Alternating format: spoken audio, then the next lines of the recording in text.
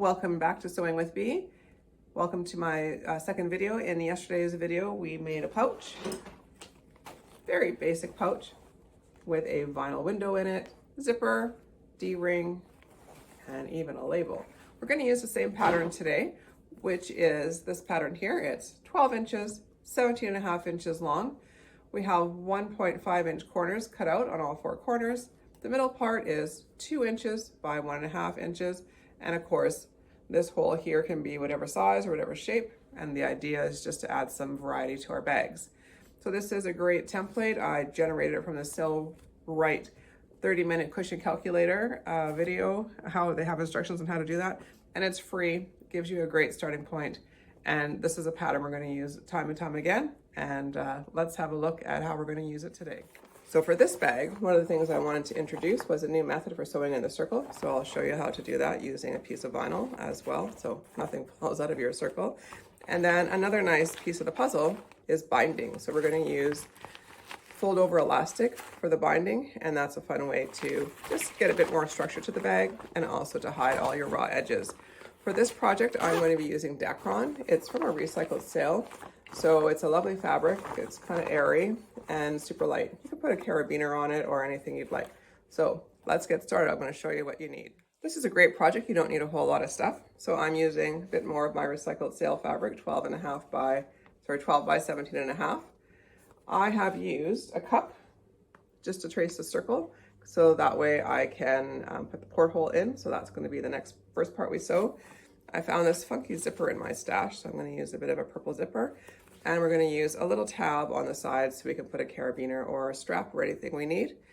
And besides a little piece of vinyl to cover the back of the hole, that's all you need. So let's get to the sewing machine and let's get started. So here we are at my sewing machine, the Janome HD9. Such a great machine. Not maybe your first machine, but it's something to work up to. The first thing I'm going to do is sew on my circle. Now, one thing to think about is a little bit of mathematics here. If you remember when you were in school, you probably heard about the tangent. So the tangent would be a line to a point. So when we're sewing, we want to think about sewing tangentially to our circle so that our foot is going around the edge of the circle and it's always moving. So it feels like it's coming off the circle, but it's not. I'm sewing with a 2.0 stitch length because we're going to be cutting out this circle. So I want to make sure that it's good and it's not going to unravel. So definitely a smaller stitch is helpful here. And once you get into your groove, it kind of goes pretty fast.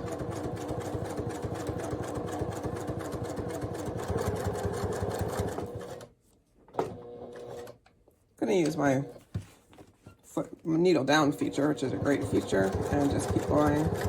Try to line up with my stitch. I'm going to overlap just a few stitches. Again, we're going to be cutting these open. Okay, step one is done.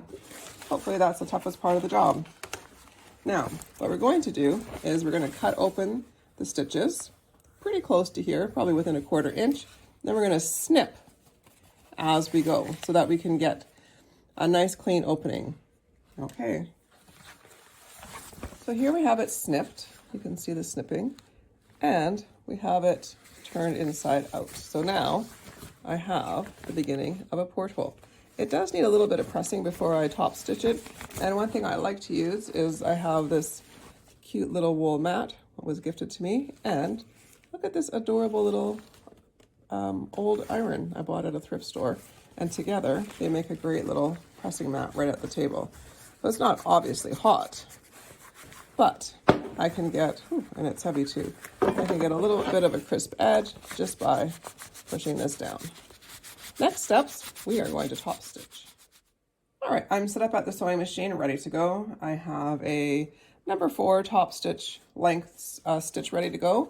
And I'm just gonna sew around slowly. Again, we are trying to hold down the inner lining. A little bit of purple peeking through is kind of nice, so that's okay. And here we go. So let's get this going around.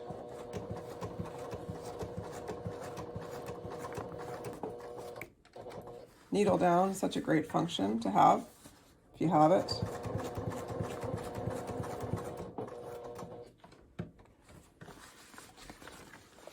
just holding the purple underneath as well as I go around.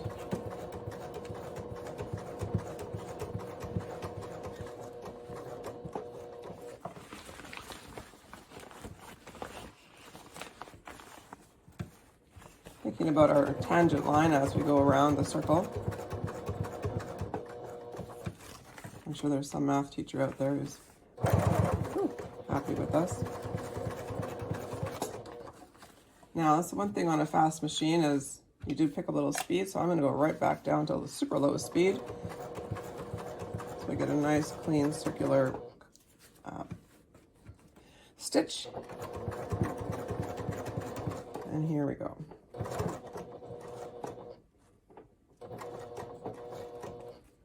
Okay, so we've got around to the other side of the circle. And one of the nice things to do is to pull our stitches through. And so we get, oh, that one came up right away. So pull your top threads back to your bottom. And that gives you a nice clean finish on the top.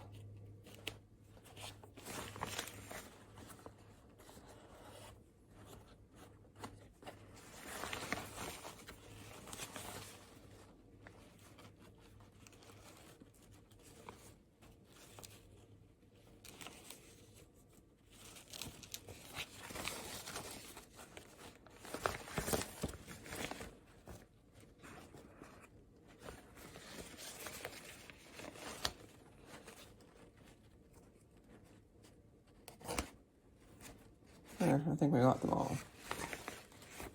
So that gives you a nice clean top stitch without any threads, and so I'll tie those off later. But here we have our porthole. So the next step is we need to put the vinyl on, and the intention of that is just to cover the hole. So let's get the vinyl and let's get to the next step. I put a few clips on the back where the vinyl is attached. You can see the shiny vinyl. And again, we're going to top stitch. So I'm going to turn over and we're going to do the same thing all over again. And then we're ready to move on to zippers. So I'll come back when I have this all top stitched.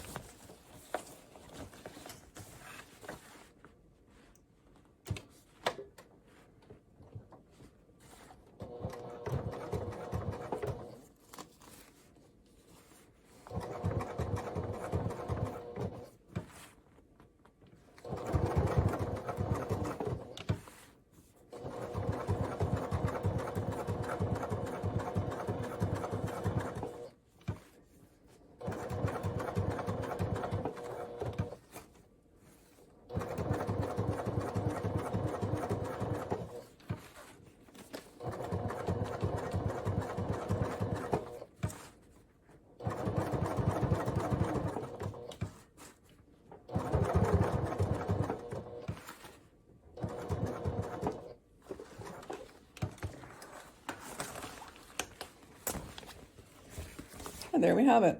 We have our porthole top stitched. The back, you can see I have serged this piece of fabric before I put it on. If you don't have a serger, you can turn over the edge or you can zigzag it, or if it's not too ravelly, you could just leave it as is. But for now, our porthole bag is starting to become a bag. Next steps, the zipper.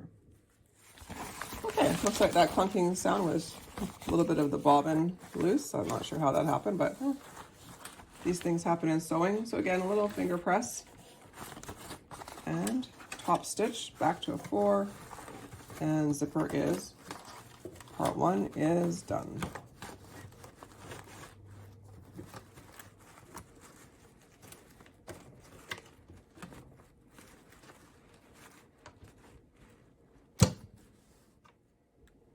All right, we're back to top stitch the second side of the zipper. Back to stitch length of 4. That sound was the bobbin. This should be okay now. The Janome bobbins, you have to really get a good click when you put them in. Okay, let's check this zipper out. Get everything turned so it kind of looks like a bag. Test my purple zipper.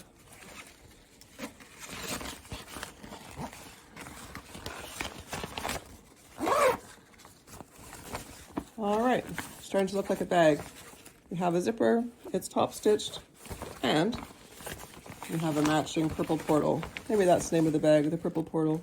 Sounds like a Doctor Who thing. So next steps will be turn the bag inside out again, or right sides in again. Sew the sides, side one, side two. We're going to box the corners, which it is helpful if you can maybe put a little snip right here at the bottom corner. So I will do that before I sew. And then we'll sew the boxed corner at the top and at the end. And then we will go to binding. So next steps are construction parts. I'm back to do the construction. This will be pretty quick. This whole pouch, if you weren't videotaping yourself while you were doing it, probably would take about 20 minutes. I'm sewing at a 1/2 inch seam allowance. I just used the marker on the side of the machine and zip down. Side one, done. Down to side two.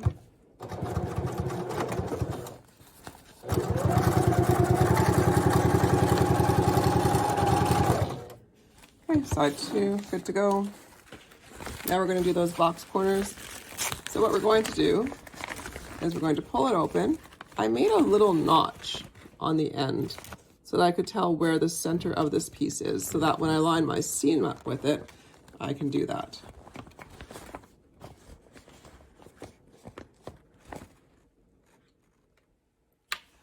All right, both side seams are sewn, and I'm going to just pause before I do the box corner, because I had a brilliant idea, and I'm going to see if putting the binding on now is a good first step. So I've cut 2 pieces of fold over elastic. You can tell it doesn't match the purple, but I don't mind. It's just fun. And so what we're going to do is we're going to take our fold over elastic and do exactly what it tells you to do, is fold it over. And so I'm folding it right over to the edge. I'm not folding it under, because this will be an enclosed seam.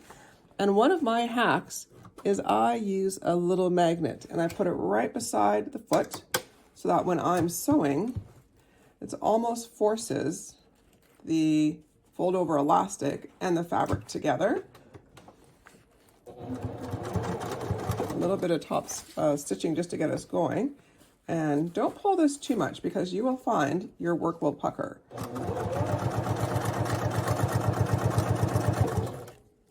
Just checking on it. Okay.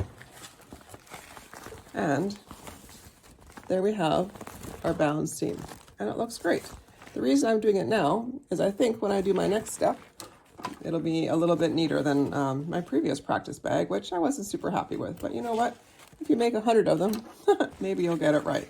Now we're going to pull open our corner. So you can see we have one side, has a little notch in it, and I'm going to lay, now that I have the binding down, I'm going to just lay the binding flat. I like to put clips diagonal side here so it holds the shape of the bag without getting in the way of sewing. So that'll hold the shape of my box corner, and I'm going to go and sew at a 1/2 inch seam allowance, and we will also bind the seam. So sometimes if I'm really on the ball, I will put the binding down at the same time on one side, so the binding is half done. But for today, I'm just going to be happy to get it bound. Okay, so now we've boxed the corner. It looks good. And we're going to take our little piece of fold over elastic, and you can just kind of measure it by eye, give it a snip with your handy scissors. Always need scissors nearby. In this case, I'm going to fold over the end a little bit just to get a nice clean finish. And I'm going to fold it over, have my magnet here, and I'm going to put it right underneath the foot. Put my needle down to hold it. Oh, I cut that way too long. That's okay. Okay, folding over the end so it has a nice clean finish. Trying to tuck in that little seam which is sneaking out, but that's okay.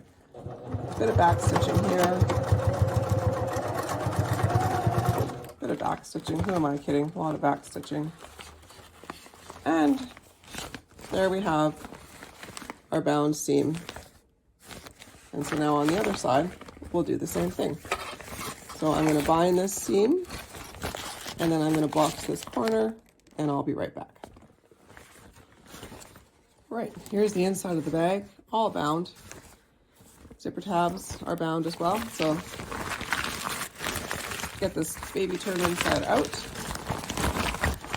Poke out the corners. Should be nice and structured with the binding on there. Slip open our zipper. Poke out those corners. Poke out these corners. Usually I would top stitch the zipper ends to keep them secure, but since we did binding, it's essentially top stitching on the inside. So it's all good. And there you have it. Here is the porthole pouch. And it's done. So, like I said, about a 20-minute sew if you're not videotaping yourself. So let's have a look at the whole collection. Okay, I'm just sewing the binding on the zipper tab. Careful not to sew over the teeth. Oh, I can feel them punching under my needle.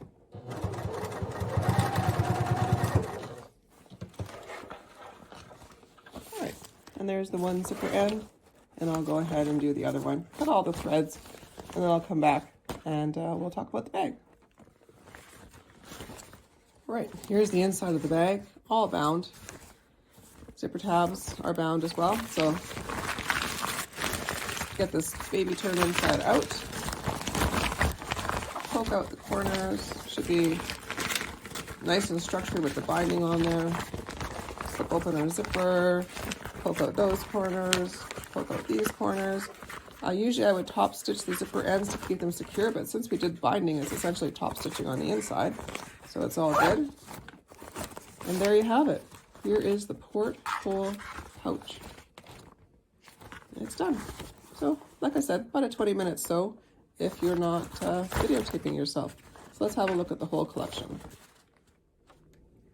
So thanks for watching. If you're still watching, again, using a single pattern shape and set of techniques, we can expand our sewing repertoire. So in the first bag, we essentially just hemmed inside of this to make the top stitching for the vinyl. We could have also used a rectangular panel like we did for the circle to make that opening. In this bag, we didn't bind it. It was literally our first bag, and still looks pretty good. I'm using it for zippers and it works great. Put a little tab on here to make it fun. This one had a D-ring, a little bit of top stitching, and this had top stitching because I didn't bind it, and I was a little concerned that the zipper would come out. So sometimes you just have to figure things out as you go. And this one I had the label. The second bag I made was my test run for the porthole bag. And so I did this one with yellow and put the label on the back, red zipper, and some binding. This also had binding in it. So then for my third bag, this bag I think is the best one. Worked out great. I liked how I put the binding on the side first, and then when I finished the ends, the binding was included. So it's nice and clean. So I think this gives you a nice clean finish for your binding. So overall, that's how you can use one pattern many, many ways. And these techniques are used in a lot of bags. So once you have mastered these techniques, you can make a lot of things. But I do think this bag needs a zipper pocket. So next time, stay tuned. We're going to make the same bag, adding on a zipper pocket. Thanks for watching, everyone. Please subscribe. Please subscribe. Have a great day.